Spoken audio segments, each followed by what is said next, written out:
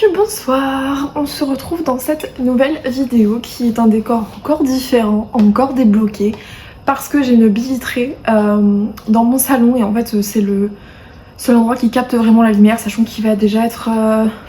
il est passé 16h, ouais, il est 16h30 donc vraiment le soleil commence à se coucher, donc le soleil qui n'est pas là puisqu'il y a des nuages, mais tout de même il commence à vraiment faire noir, donc je me suis dit que j'allais tout allumer et capter un peu les dernières lumières du jour. Donc on se retrouve pour une nouvelle vidéo que j'avais déjà filmée une première fois. J'ai eu des soucis parce que ça ne me convenait pas et j'étais très fatiguée. Donc en fait j'avais tendance à paraphraser et à me perdre dans des explications. Donc je vais essayer que ce soit plus concis et beaucoup plus rapide et court. D'abord je bois un petit coup. Parce que c'est une semaine où je suis vraiment en période de gros examens et donc j'ai pas le temps en fait de faire du montage vidéo pendant 3 heures. Donc je vais essayer que cette vidéo soit voilà, assez courte, j'espère qu'elle le sera. J'ai l'impression que vous êtes clairement penchés, je sais pas du tout si c'est ma caméra. J'ai vraiment l'impression que vous êtes très penchés. C'est pas grave, auquel cas je suis vraiment désolée, je pense que c'est aussi le côté ma télé. Je sais pas, j'ai l'impression qu'il y a l'un de nous qui est penché, je pense que c'est clairement moi qui suis penchée. Donc bref, sur ce on va tout de suite commencer. Je vous ai pas du tout introduit cette vidéo, c'est du coup ma pile à lire. Je pense que vous avez vu avec le titre, le Cold Winter Challenge auquel je participe cette année, qui se déroule du 1er décembre au 1er février, qui est un challenge livresque. Je pense que ça peut aussi rentrer dans le coloriage. Je dis ça parce que je colorie en même temps, mais en l'occurrence je l'ai vraiment pris et il a été conçu pour et par les lectrices, donc lecteurs, lectrices. On va inclure tout le monde. Donc voilà, du coup, on va tout de suite commencer. Il y a 3 menus avec 4 à 5 catégories par menu. Donc on va tout de suite commencer. D'ailleurs, il a été, donc cette année, donc en année 2025, c'est Book and the Cup qui l'a porté. Je crois que les autres années c'était différent et qu'il a tendance à changer de booktubeuse, de lectrice, de lecteur au fil des ans, mais en tout cas cette année c'est Book and the Cup qui l'a fait et je trouve que c'est très inspirant. Ce qu'elle a fait est très très inspirant selon moi. Donc on va commencer par le premier menu qui est Féerie des fêtes. Et pour cela, la première sous-catégorie c'est S'embrasser sous le gui. Il faut lire un livre dont les mots-clés sont manoir, poison, romance, gothique. Sachant que vous allez voir, mais j'ai clairement triché, j'ai même beaucoup triché. Dans ces catégories-là, vous allez les comprendre par la suite. Mais ouais, j'ai un peu triché. Celle-ci, je trouve que j'ai pas triché parce que vraiment, je suis fière du livre que j'ai choisi parce qu'il rentre parfaitement dans cette catégorie. Donc c'est The Scattered Bones de Nicole Scarano, qui est du coup un livre très petit qui aurait pu rentrer dans une autre catégorie, mais je trouvais que la couverture faisait très gothique, manoir, romance. Je vais vous dire les mots-clés de ces livres, mais je vais pas rentrer dans les résumés comme ça a pu être le cas pour la vidéo que j'avais tournée une première fois parce que justement elle était beaucoup trop longue. Donc je vais vous faire des petits mots-clés. Donc en fait je vais vous dire, alors qu'est-ce que je peux vous dire sur ce livre? On est sur une romance qui va nous tuer, sincèrement je pense que c'est une romance qui va nous déchirer l'âme, sur une femme qui est en recherche pour récupérer les morceaux de son chéri, les morceaux qui sont disséminés un peu partout dans le pays, et elle va rechercher voilà, les morceaux de son amoureux, et les chapitres vont alterner entre le présent, donc là où elle cherche du coup les morceaux de son chéri pour le réanimer, et le passé où on comprend et on apprend à connaître du coup nos deux personnages et comment ils se sont rencontrés, comment ils ont créé ce qu'ils ont créé, et voilà. Donc j'ai dit un peu plus de résumé que juste des mots-clés, mais je pense que pour les autres je vais essayer voilà, de vous donner quelques pistes d'interprétation, en tout cas de ce que je me souviens, sinon ce sera des mots-clés parce que ce sera trop long sinon. Donc voilà, je pense que lui il est parfait pour cette catégorie, surtout que je crois qu'il y a un côté où la femme, notre héroïne, elle est enfermée dans une tour ou quelque chose comme ça, un peu à la réponse et un peu à la Le sang et la cendre, si vous connaissez un petit peu Le sang et la cendre, je crois qu'on est un peu sur ce genre d'héroïne là. Ensuite, la deuxième sous-catégorie c'est Histoire des fantômes sous le sapin, et pour cela il faut lire un livre dont les mots-clés sont surnaturels, histoire courte. Alors il faut savoir qu'il y a beaucoup plus de mots-clés, sauf que moi j'ai pris les mots-clés qui m'intéressaient le plus, et donc là je suis partie plus sur le histoire courte. Et j'ai décidé de mettre Fire in the Sky de Sophie Jordan, qui est du coup un livre Fairyloot, voilà, que j'ai acheté, que j'ai pas reçu, que j'ai acheté sur Vinted. J'aime beaucoup ce format, j'aime beaucoup Voilà, cette édition, j'adore les personnages et notamment notre héroïne. Et là, on est sur, pour moi, une histoire qui a des vibes clairement de viking, surtout avec le monsieur. Maria Raja Rangé, une jeune femme qui a été recueillie et qui a été élevée comme une princesse, mais qui n'en est pas une et qui subit le courroux du roi et de la reine. Voilà, je n'en sais pas vraiment plus. Je sais pas si l'interprétation que j'en ai faite est juste, mais en tout cas, c'est les vibes que je me souviens. Donc voilà. Ça va être, je vous dis, rapide. Vraiment, cette vidéo sera très rapide. Je pense sincèrement que, de toute façon, je crois que j'en ai déjà parlé de Fire in the Sky. Mais auquel cas, s'il n'en est pas parlé, je compte faire des vlogs sur des livres vikings. Donc celui-ci apparaîtra de toute façon si je le lis cet hiver. Je vais essayer de faire un maximum de lectures que je lis. C'est pas français, mais vous allez comprendre. Je vais essayer d'en faire des vlogs. Et donc celui-ci, je vais voilà, repartir sur un résumé. Et du moment que je l'ai lu, vous aurez un bilan lecture qui arrivera au mois de janvier. Et si jamais je le lis pas au mois de décembre ou au mois de janvier, vous aurez quoi qu'il un bilan lecture quand je l'aurai lu et je vous expliquerai plus le résumé parce que les bilans lecture, je vais essayer pour ceux qui ne regardent pas mes vlogs de faire un vrai résumé après de vous donner mes avis. Donc ce sera assez long, mais je pense que ce sera mieux. Ouais, je pense que ça plaira au plus grand nombre et je pense que vous pourrez comme ça connaître un peu tous les tenants et les aboutissants. Ensuite, la troisième sous-catégorie, c'est Au coin du feu. Et là, pour ces mots-clés, il faut lire un livre cocooning. Et j'ai clairement triché. Voilà, j'ai complètement triché. Parce que j'ai lu un livre qui n'est pas cocooning dans le sens cocooning comme on peut l'entendre, une cosy ou quoi. Mais c'est plus un livre qui, en cette période de l'année, et du moment où je n'allais pas bien, là ça va de mieux en mieux. Mais la semaine dernière, la semaine d'avant, j'allais vraiment pas bien. Il me fallait des lectures très douces qui me prennent pas la tête. Et en fait, je suis tombée sur cette lecture-là et je me suis dit, vas-y, on tente. C'est Zodiac Academy. Je suis en train de préparer un vlog sur cette lecture. Vous allez voir que mon vlog n'est pas très élogieux pour cette saga parce que c'est bourré de clichés, c'est bourré de fautes, c'est bourré de beaucoup de choses. C'est vraiment très facile. C'est un livre voilà, qui prend pas la tête si vous n'avez pas forcément, si vous n'êtes pas dans le bon mood, mais qui va vous prendre la tête si vous êtes juste dans un mood basique. Parce que je sais que j'avais déjà essayé de le lire une première fois et j'avais détesté ma lecture. Et le fait que j'aille pas bien et que j'ai besoin de quelque chose de très simple, très basique, très cliché, un peu ce genre de livre où vous voyez, ou ce genre de film un peu honteux qu'on aime bien parce que il y a beaucoup de facilité, c'est très cliché, mais d'un autre côté, quand on va pas bien, on a besoin de se regarder ce genre de truc parce que ça nous réconforte. Bah, ce livre, ça a été un petit peu ce truc-là en fait, ça a été un peu pour moi mon réconfort du moment parce que bah, c'était très page-turner, on est sur des chapitres qui sont quand même assez longs. Mais c'est un langage qui est plus oral, enfin c'est un langage, c'est une écriture qui est faite pour être orale. Donc en fait il y a beaucoup de dialogues et ça s'enchaîne en fait, les actions s'enchaînent, on s'ennuie pas. Et donc c'est très intéressant je trouve.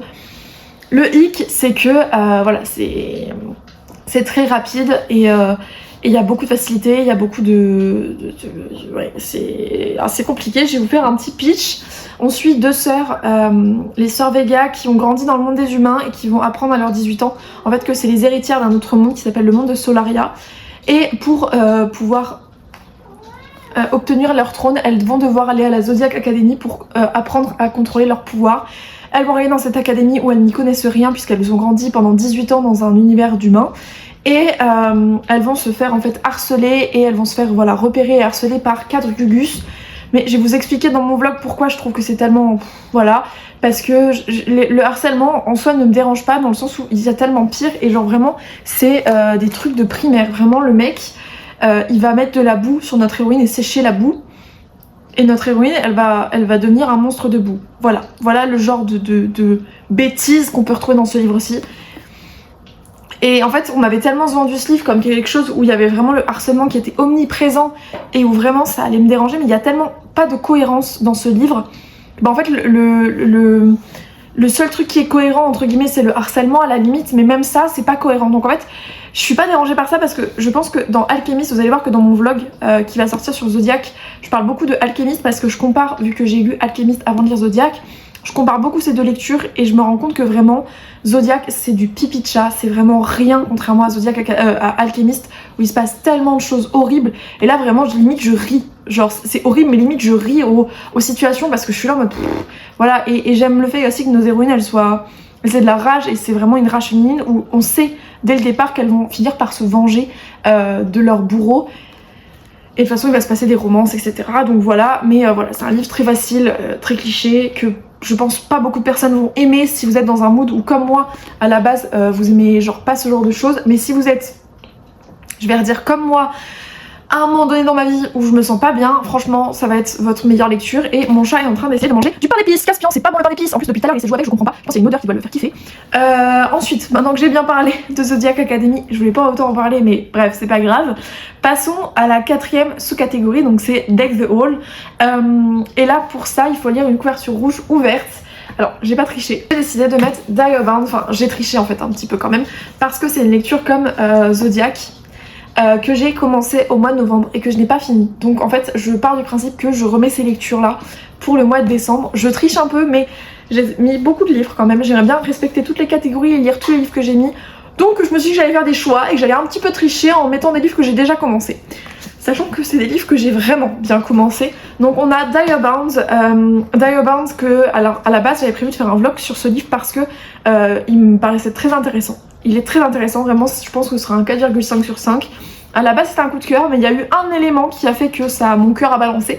Mais c'est un livre qui est très intéressant et je vais en parler du coup dans mon vlog de Zodiac Academy. Si jamais voilà ça vous intéresse, dans tous les cas j'aurai un avis lecture qui parlera de ce livre, donc j'en parlerai à ce moment-là. Mais là pour les mots-clés, on est sur une guerre entre les vampires et les loups. Une héroïne badass qui pour sauver sa sœur va s'enrôler dans l'armée pour essayer de la récupérer parce que sa sœur s'est fait enlever par des vampires. Elle va se lier avec un loup malgré elle. Et alors là va commencer toute une quête et tout un apprentissage pour justement maîtriser ses pouvoirs et les liens qu'elle a avec ses loups. Enfin, le lien qu'elle a avec son loup.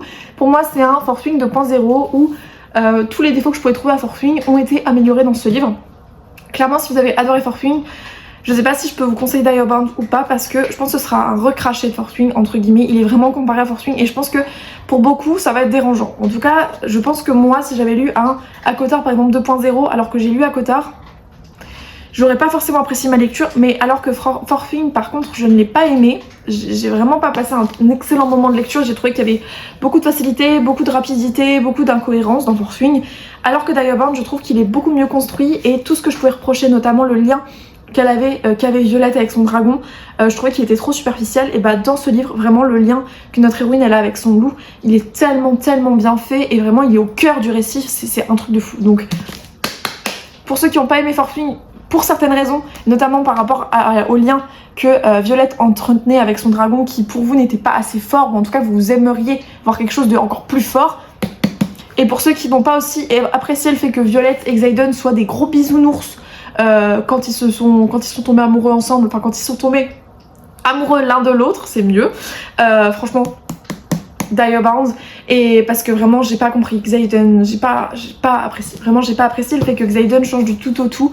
Donc Xaden, pour ceux qui ne savent pas, c'était le love interest de Fourth Wing et j'ai pas du tout apprécié cet aspect là où vraiment j'ai l'impression que l'auteur avait voulu vraiment mettre tous les codes de la fantasy qui marchaient, de la romantasy qui marchait, notamment un Enemies to Lovers, mais j'ai pas trouvé qu'il était bien fait. Bien au contraire, j'ai trouvé que Xaden n'aimait pas notre héroïne pour rien, qu'il avait aucune raison, qu'il voulait la tuer pour rien et qu'au bout de 200 pages ils étaient limite lovers. Et du coup j'ai pas apprécié ce truc là et je trouve, et c'est pour ça que même dans Diabound j'ai un truc à redire, c'est justement le Enemies to Lovers. Je trouve qu'il est très intéressant, enfin je trouve que les Enemies to Lovers en l'occurrence sont très intéressants, mais selon moi il faut vraiment qu'ils soient bien faits. Et je vais reprendre l'exemple de Alchemist. Dans Alchemist on est sur un Enemies to Lovers qui redevient Enemies puis Lovers, et en fait c'est super bien fait dans la construction des personnages, dans la construction de leurs liens. Et il n'y a pas ce côté en fait on passe pas du Enemies à Lovers comme ça, en fait on passe pas du tout là-dedans. Et je trouve que maintenant les autrices et les auteurs de romantasy ont tendance à en fait à passer de Enemies à Lovers sans vraiment qu'il y ait une passerelle entre les deux. Voilà, tu passes de tout ou rien très rapidement en 2 pages et en fait j'ai pas apprécié ça. Et pour Diabound on est un peu sur ce même truc là, c'est voilà le point faible je trouve de ce récit. Si vous n'êtes pas dérangé par ça, franchement courez parce que si vous n'êtes pas dérangé par ça, vous allez adorer. Ça reste quand même très slow burn, dans le sens où vraiment il n'y a rien et il se passe des petits trucs, mais vraiment par-ci par-là. Mais les petits trucs, moi, me dérangent parce que je trouve que c'est sorti de leur contexte, qu'il n'y a pas de contexte justement à ça, et que notre héros, Love Interest, envoie les mauvais signaux. Et donc en fait, quand il a des actions qui sont envers notre héroïne qui sont bonnes, entre grosses guillemets, on est en mode mais c'est pas logique genre. Et en fait j'aime pas du coup ce côté là où vraiment tu passes du tout au rien. Bref, je crois que j'ai assez parlé d'Ironbound, mais sinon c'est vraiment une trop bonne lecture. Mais voilà, fallait que je lui trouve des défauts et ce sera un 4,5 sur 5 à cause de ça. Ensuite, le deuxième menu pardon, c'est froid polaire. Et pour la première sous-catégorie, on est sur stalactite ensanglantée. Alors j'ai triché parce que les mots-clés sont thriller, cozy murder et peur. Moi il faut savoir que je ne lis pas de thriller, je lis pas de cozy murder. Donc en fait j'étais un petit peu... Voilà, et je me suis dit que dans tous mes livres de toute façon il y avait un peu ce côté peur. Donc j'allais jouer sur ça et ce côté un petit peu enquête. Et j'ai décidé de mettre Throne of Glass. Alors attendez, pot de pêche. J'ai décidé de mettre Throne of Glass de Sarah J. Maas. Je pense que tout le monde connaît Throne of Glass, de près ou de loin. J'avais commencé cette saga il y a 2-3 ans je crois. J'avais pas du tout apprécié parce que, et en fait je pense que je vais apprécier cette deuxième relecture.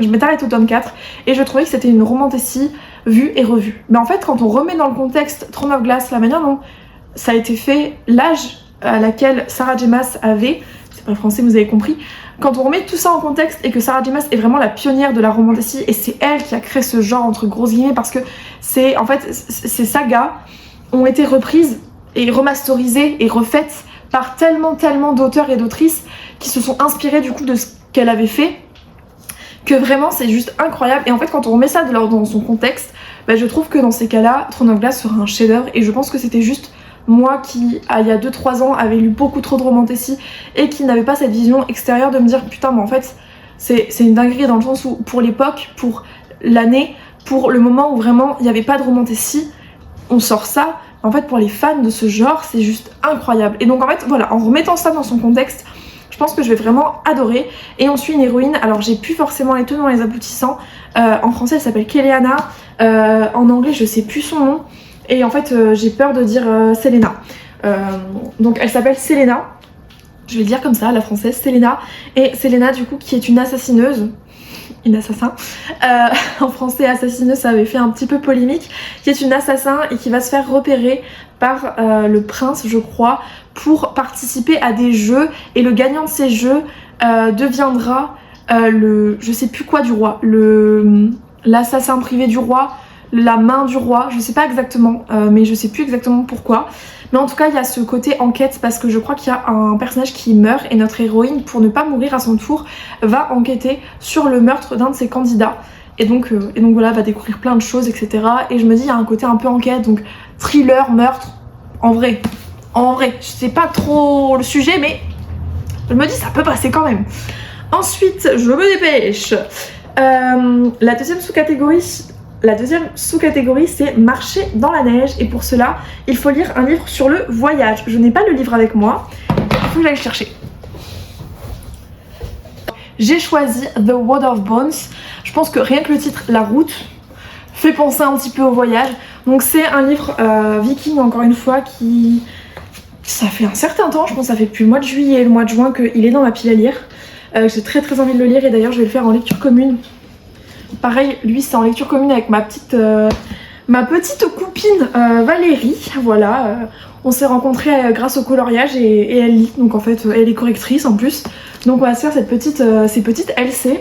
Et donc on a prévu de lire The Wood of Bones. Et pour vous faire un petit pitch, et c'est ça que j'ai apprécié, c'est le fait que notre héroïne ne soit pas badass du tout. Bien au contraire, et elle va devoir s'enfuir en fait après la mort de son père. Je n'ai pas exactement les tenants et les aboutissants, mais elle va devoir s'enfuir sur la route des eaux. Et elle va rencontrer un groupe de mercenaires, pour moi qui sont un peu des vikings, il y a des grosses vagues vikings, mais du coup un groupe de mercenaires. Et elle va faire en sorte de rejoindre ce groupe, vous allez comprendre pourquoi elle va rejoindre ce groupe et comment elle a fait pour rejoindre ce groupe. Mais de là va commencer une quête, ou en tout cas une traversée de cette route et je sais pas exactement où ça va mener notre héroïne, pourquoi, bref je sais pas tout, mais je trouve que ça a l'air très intéressant, surtout que notre héroïne est pas du tout badass et franchement je pense que si on était catapulté dans un univers de romantasy ou de fantasy ou quoi, genre je pense sincèrement qu'on serait plus comme notre héroïne, sauf que elle sait cuire plus que des patates, moi je sais cuire que des patates en fait, donc je suis pas une grande cuisinière, elle sait bien cuisiner, donc c'est la raison pour laquelle elle a réussi à rejoindre le groupe de mercenaires. Je vous spoil un peu, mais c'est pour ses talents de cuisine et moi je n'ai pas de talent de cuisine, donc je pense sincèrement que je serais morte, voilà.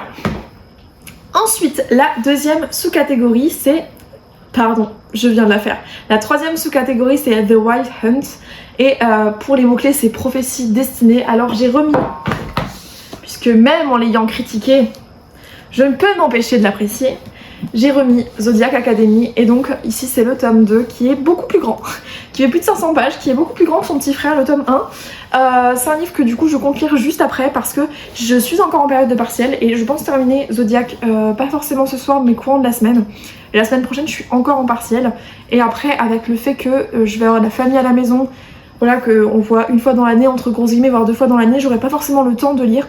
Donc je me dis lire quelque chose comme ça qui est assez simple à lire, pas prise de tête du tout dans le sens où très cliché, il faut juste lire sans se poser de questions et se dire s'il y a des trucs qu'on comprend pas, qui sont trop bizarres, on laisse couler, c'est pas grave.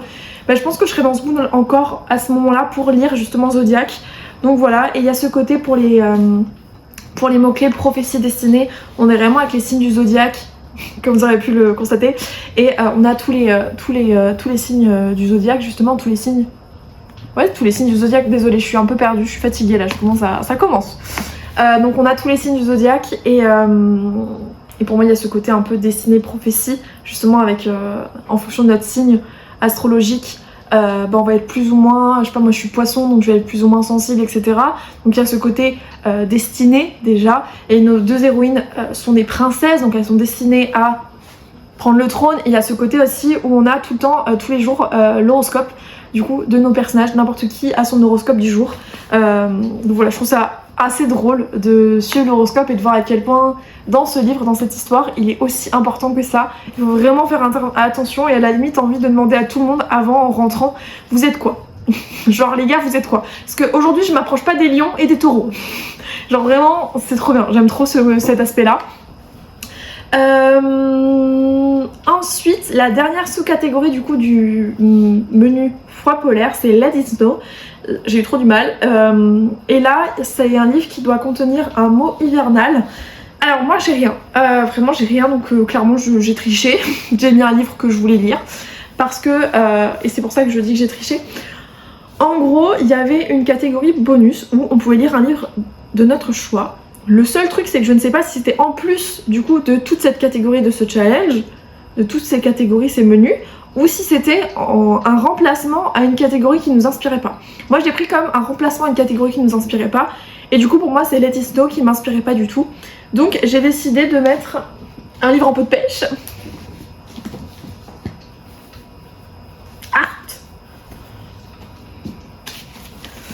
J'ai décidé de mettre To Cage a Wild Bird, qui est un livre de la Fairyloot. Alors je vais pas vous le présenter parce que je l'ai reçu au mois de novembre, donc il y aura une vidéo book haul où vous verrez cette beauté en fait, parce qu'il est vraiment splendide ce livre. Et j'ai vraiment trop envie de le lire tellement il est beau. C'est une dystopie, je crois qu'on est sur une jeune femme qui va essayer d'intégrer une prison pour retrouver son frère qui voilà, s'est fait arrêter. Et dans cette prison, il faut savoir que c'était une chasseuse de primes. Donc en fait, elle a mis beaucoup de ces personnes qui sont dans cette haute prison sécurisée, elle en a mis beaucoup en prison. Donc ils n'ont pas vraiment envie de la laisser en vie. Ils sont pas très heureux de la retrouver en prison. Donc voilà, elle va s'allier à un garde, je crois. Et je sais pas exactement les tenants et les aboutissants de cette histoire parce que ça paraît très basique comme ça. Mais je me dis que ça peut quand même être trop bien, sachant que j'ai bien envie de me lire une dystopie. Donc ça fait longtemps que j'en ai pas lu. Je pense que ça date de Image, je sais plus le nom, Hunger Games du coup sur Image, j'ai trop du mal, je sais plus le titre du livre mais en tout cas c'était sur le point de vue d'Image et c'est la dernière dystopie que j'ai lue en date, donc écoutez j'ai hâte de la lire, surtout que je pense que cette couverture, alors fait pas trop hiver mais je trouve que le bleu violet rentre quand même dans cette vibe hivernale, voilà. Ensuite on passe sur la dernière, le dernier menu du coup qui change tous les ans puisque les deux autres menus reviennent un peu tous les ans. Pas forcément avec les mêmes catégories, mais là du coup le dernier menu c'est In the Dead of Winter, et pour la première sous-catégorie c'est Greeting from Krampus, et les mots-clés sont divinité, sacrifice, danger, animal. Alors moi j'ai décidé de mettre un livre qui je trouve rentre parfaitement dans cette catégorie. J'ai décidé de mettre Broken Souls and Bones de Algie Andrews, qui était la Fairyloot de je sais plus quel mois exactement, mais vous l'avez déjà vu en book haul. Je trouve cette couverture magnifique. Les M-Papers sont juste splendides. Voilà, j'adore les M-Papers, je les trouve juste incroyables. Et pour cette histoire du coup, alors je vais plus parler des mots-clés plutôt que l'histoire en elle-même parce que je ne la connais pas. Mais en gros je trouve qu'il y a vraiment ce côté animal puisque sur la couverture il y a des animaux. On est sur une romanticie viking, donc je suppose que déjà il y aura les divinités vikings. Donc dans le côté divinité je pense qu'on est bon. Sacrifice, chez les vikings il y a toujours des sacrifices. Danger, forcément une romanticie, il y a du danger. Et animal, je l'ai déjà dit, mais voilà, sur la couverture il y avait cet aspect animal. Et là il y a aussi un loup, donc je me dis peut-être un métamorphe, je ne sais pas. Mais ce livre est magnifique et j'ai très envie de le lire. Le truc c'est que j'arrête pas de repousser cette lecture et je pense sincèrement que je me la ferai en janvier. Parce que là en décembre j'ai trop de lectures de prévues et des lectures communes etc. Donc je vais m'arrêter là, mais enfin je vais m'arrêter là. Non, mais je vais du coup le lire plus tard, voilà, tout simplement. La deuxième sous-catégorie de ce menu, c'est un cœur de glace froid et insensible. Les mots-clés sont magie et féminisme. Et pour cette catégorie, j'ai mis un livre que vous n'avez pas pu voir puisque je l'ai commandé au Papa Noël, donc en fait je ne l'ai pas encore reçu. Et si jamais je ne le reçois pas pour le Papa Noël, et bien écoutez, je me le prendrai dans tous les cas au mois de janvier. C'est un livre qui me fait énormément envie, c'est une autrice auto-éditée et cette lecture me donne tellement envie que vraiment j'étais obligée de la mettre dedans. Alors je vais baisser un peu la luminosité pour que vous voyez un peu mieux. On est sur Poudroyant. Je sais pas si vous voyez bien. Alors vous verrez peut-être pas, mais il est très coloré et d'ailleurs l'autrice a fait un travail où en fait les paragraphes, certaines phrases sont mises en couleur tellement pour elle la couleur a vraiment un impact très important dans son écriture et dans du coup ce livre où vraiment la couleur est une magie en fait. Et je vais pas vous faire de résumé parce que j'ai pas vraiment le temps, mais enfin je vais pas vous lire le résumé, je vais vous donner les mots clés un petit peu un résumé quand même comme j'ai fait pour les autres. Mais en gros on suit une jeune femme qui s'appelle Opal qui va être forcée à se marier en fait avec un homme qui a volé toutes les couleurs de ce royaume, de ce que j'ai compris, et elle va vouloir se venger et récupérer du coup les couleurs pour les redistribuer à droite et à gauche. Et à côté de ça il y a Arcane, traite parmi les siens, parce qu'en fait c'est un Dravian et les Dravians sont ceux qui portent cette magie en eux, mais ils ont été siphonnés par le roi en fait, et les Dravian du coup n'existent presque plus. Et le roi en fait il a sa main mise sur notre personnage qui s'appelle du coup Arcane, et Arcane est forcé en fait de chasser son peuple pour justement satisfaire le roi. Et donc lui il souffre énormément et il y a vraiment un aspect très psychologique et très douloureux du coup dans la construction de ce personnage que du coup l'autrice a vraiment essayé de mettre en avant. Donc voilà, va se jouer du coup ces deux personnages là, enfin va se rencontrer du coup ces deux personnages là qui vont se tourner autour, je pense pour essayer de mettre fin au règne de terreur du coup du roi. Mais voilà, je sais pas si je vous ai vraiment donné un bon résumé, mais dans tous les cas je compte faire des vlogs sur des autrices francophones auto-éditées du coup qui n'ont pas forcément la visibilité qu'elles méritent, et Poudroyant du coup fait partie de ces livres que j'ai vraiment envie de lire pour justement faire de la visibilité et parce qu'il a l'air vraiment juste incroyable. Le résumé est un peu complexe pardon, mais le livre est juste splendide et je pense que ce sera vraiment une lecture incroyable. Bref, ensuite passons et du coup il y a ce côté magie et féminisme, surtout magie. Ensuite, la troisième sous-catégorie de ce menu, c'est le démon aux yeux bleus, le roi de l'hiver. Et pour ça, les mots-clés sont pouvoir, amour, mythe, démon. Et j'ai mis un autre livre aussi qui n'est pas encore arrivé puisque je l'ai reçu. Mais il est en fait dans un point relais, plus près de là où habite ma maman.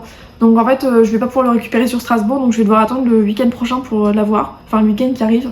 Pour l'avoir. Mais du coup il s'agit de Seven Deadly Thorns. Voilà. La couverture en français il est sorti, je ne sais pas quand exactement en français, j'en ai pas du tout entendu parler, mais moi écoutez j'ai pris la version Fairyloot, et pour ceux qui ne la connaissent pas, écoutez je vous laisserai regarder mon book haul pour voir à quoi elle ressemble, mais elle est juste splendide. Et je vais pas forcément vous faire un résumé, mais je vais juste vous dire que pour vous donner peut-être un peu envie, c'est quand le prince cruel rencontre Fortune avec un twist de Blanche-Neige revisité. Et pour moi, vu les fanarts, il y a un côté très dramionesque. Parce que notre personnage masculin a les cheveux blancs, notre héroïne, elle est mate de peau avec les cheveux tout bouclés. Elle est trop belle, vraiment elle est trop belle. Ils sont trop beaux tous les deux. Et du coup, je me dis, il y a moyen qu'il y ait des vibes un peu dramion, dans le sens où on est dans une académie, je crois. truc comme ça, la magie est prohibée, mais notre héroïne est porteuse de magie, et pas de n'importe quelle magie je crois, une magie très sombre. Mais voilà, du coup pour le pitch un petit peu, et je vous invite fortement à le découvrir si vous n'avez pas la possibilité voilà, de le prendre en VO, bah, écoutez, il est sorti en français, donc vous n'avez pas d'excuses. Ensuite, pour la 4e sous-catégorie de ce menu, c'est Hutte, petite hutte, tourne ton dos à la fin. Je recommence. Hutte, petite hutte, tourne ton dos à la forêt et la... Je recommence. Hutte, petite hutte, tourne ton dos à la forêt et ta face vers moi. Pour ça, il faut lire un livre avec les mots-clés maison, secret, forêt, aventure. Alors moi j'ai un petit peu triché encore une fois, enfin non en vrai non j'ai pas triché, non j'ai pas triché en fait. On est sur un autre livre d'une autrice française auto-éditée, donc c'est Le Chant des Sacrifiés. Alors déjà pour les mots-clés forêt, je pense qu'on est sur une forêt, je sais pas vous mais pour moi c'est une forêt.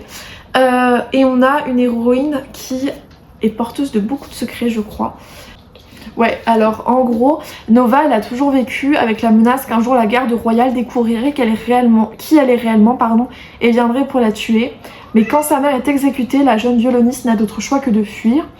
En parallèle de ça, Aran, donc le petit monsieur, incarne la menace, son Gvar, une pierre magique qui lui confère un don unique, fait de lui un fait puissant et redoutable. En mission pour son roi, l'espion n'avait pas prévu de trouver une humaine sur son chemin, encore moins d'être piégé par elle. Et lié par un pacte, il va devoir l'aider à aller d'un bout à l'autre du pays